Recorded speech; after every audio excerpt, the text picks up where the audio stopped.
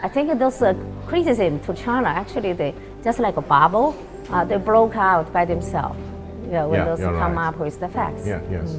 The Chinese modernization brings a message to all countries. The message is the development is possible. I think when we talk about the Chinese style modernization, that is peaceful way. For me, deer is deer, horse is horse.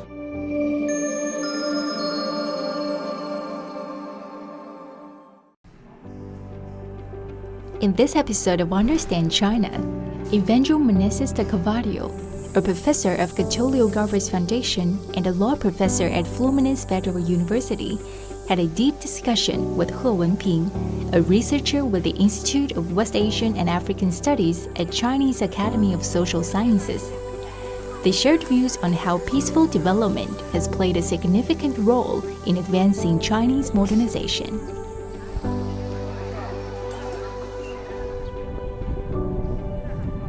Professor Gao, I know you have been to China for such a long time. So have you heard about those so-called China threat? Sometimes I think that the people try to develop an idea about China based first on this kind of stereotypes, and that this doesn't bring the real image of China. When we study the history of China, we see that China is all the time concerned about domestic issues, to have a kind of a social order that can promote the development. So the process of development in China is from inside. And then when we look at, for example, the history of the Western countries, the process of the development of the Western countries is from outside. So it's like they depend on conquering, other countries, and if you look at the history, a lot of genocide. China became a very innovative country. The economic development here, more than 800 million people in the last 40 years, live the poverty, the extreme poverty. So a lot of achievements here in China. In a certain way, I think this kind of a discourse, the China threat, is trying to draw a reality, to create some obstacles to the development process of China here. And but it's not the real truth, When we look at the United States, for example, there are almost 800, military bases in the world. So this is a good comparison. Yeah. But I'd like to know about you. What is your perception when you go to talk with African scholars, authorities, and people, what they think about China? China's threat, I ask them back, is a threat to Tanzania or threat to Nigeria? China's development. Is a threat to your guys' development? They say none of them. Because China develop means China can offer more help to those developing countries now we call Global South, their development. So people are saying this railway has contributed as much as like around 2% the GDP growth rate for Kenya, and also created more jobs there. And now Kenya, their own train drivers, all of those technicians are all local people.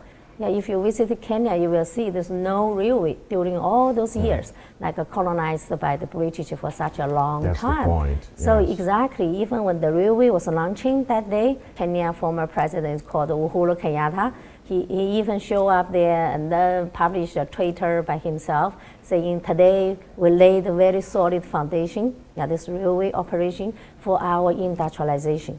I think those criticism to China, actually, they just like a bubble, they broke out by themselves when those come up with the facts. Yes. Ideological biases toward China have become a trend in many Western countries. How do the professors perceive these biases? Recently, I have visited again Xi'an, and then I love it to visit some cities here in China and also, study a little bit more about the Chinese history. A kind of a counselor called Zhao Gao was testing his power over the new emperor, and he bring to the emperor and the other authorities there a deer. And then he asked, which is a horse or deer? And then the emperor said, it's a deer. But he insisted that that animal was a horse. And then he asked the others, what is this animal, a deer or horse? So the people that dare to say that was deer, the real animal, was killed. So, and then he proved his power. So I think when I heard about this discourse about the China threat is quite the same. A kind of a reflection of the Cold War mentality. So some countries is trying to say to the world, especially some Western countries, that China is a threat. Yes. So, everybody knows that China is not, but these countries trying to say, no, it is. Yes.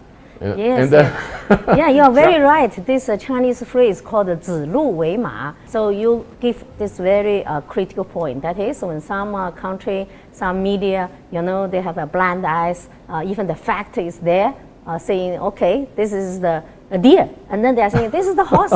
And then repeating. We are saying when the Nile comes up, repeating three times more. Yeah. And then to some people, they have never go to Tanzania Railway.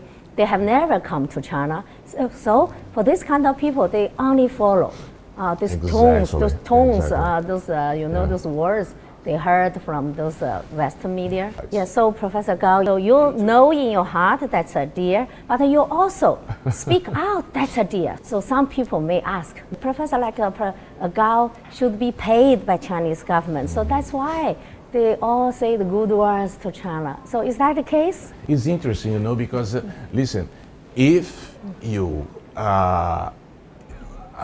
adopt the Western discourse regarding some issues, you are considered independent. But if you disagree, on certain issues, they promote it. No, you are, someone bothered by China, etc. They don't try to discuss and argue about my ideas. What they try to do, they try to accuse the person in order to shut up. Yeah, if you're from the top of a mountain to see a forest, wow, that's a forest, you see? Wow, big size, just to see this. Oh, but when you get in this forest, yeah, maybe you will see the tree structure. So I think the two ways need to be combined. So that's why I'm really appreciate and admired scholar like you. You see, you spend a long time in China and to look about this forest from within. But when you back to Brazil, you also see this China, this forest from distance away, within and outside. Those way, that's all the angles. You will see clearly that's a deer or horse, or some deer with some features with a horse, or the horse with some features of the deer. So exactly, the real picture. Yes. So that's very impressive. Yes, I like this metaphor. I always say that when we talk about China, there is always a but. However, when this kind of a Cold War mentality, then they don't admit this but, this however. So they say China is this, and when you have a but, it's because you are paid. Exactly. 新美来上海啊，城市怎么样呢？好 city 啊 ，super city 啊，好 city 啊啊 ，city 不 city 啊，好 city 啊啊，长城 city 不 city， 好 city 啊啊。好 city 啊 So recently, have you heard a kind of saying called city bu city? Combined with Chinese and English, those words together. Actually, city no. bu city. Could you explain it? No. City bu city, which means everywhere is very modern. Means like that. Good. Yeah, this is to my understanding. I got it. Sounds like that. Because everywhere is very modern and developed. Yeah, this is a good point. City bu city. Yeah, good point. Because in 1978, China was equivalent of the northeast of Brazil. The northeast of Brazil is the poorest region in my country. And in 40 years, a little bit more now, became the second largest economy in the world. So my point is, the Chinese modernization brings a message to all countries. The message is the development is possible. I think when we talk about the Chinese style modernization, that is peaceful way. You see, we have never dropped any bomb. Some people ask me, saying, wow, because you're not that powerful. So I said, wrong. You see, the Zheng He, that was Ming Dynasty, a great navigator. So in the Ming Dynasty, China was quite developed. So Zheng He even made 7 trips all the way to the Persian Gulf, to even the east coast of Africa, didn't conquer any territory. That's the yeah, point, in yes. Africa. He just brought back a giraffe because this is African animal. Seems very unique. Also interesting to recall some Western correspondent used to debate with me saying that the past thing couldn't guarantee your future behavior. So how do you think this argument? And let's talk about, for example, Chinese diplomacy. For example, the concept of the shared future for mankind. The concept of the community of shared future for mankind is based on harmony, that is based on difference, not only uniformity. And what China is telling to the world is China respects the differences. The way you, build your development, your culture, your society, and then let's try to development our countries. The other example is the Belt and Road Initiative. I think you see in the recent years, Chinese government has been coming out with 3 initiatives, apart from that Belt and Road one, and also like a global development initiative, global security initiative, and also global civilization initiative. So all those Chinese, those foreign policy, or those 3 initiatives comes up with the common idea, that is harmonious development in the world, yes. peaceful development in the world. I just read the World Bank report saying China's now the injection all those investment globally. Now the contribution to global growth now is even higher than the entire G7 country. China make a lot of contribution for this Yes. development, because only development can guarantee the peace. The Western development, the history of the Western conquering countries, Trade. is based on zero-sum game. And they think that this is the only way, but it's not. Sometimes I think that there is a problem of communication because presumption behind, these cultures are completely different. And the challenge is how, to bring together everybody in the world, on the table, and try to kind of rebuild or reboot, the international order, and say we can do differently.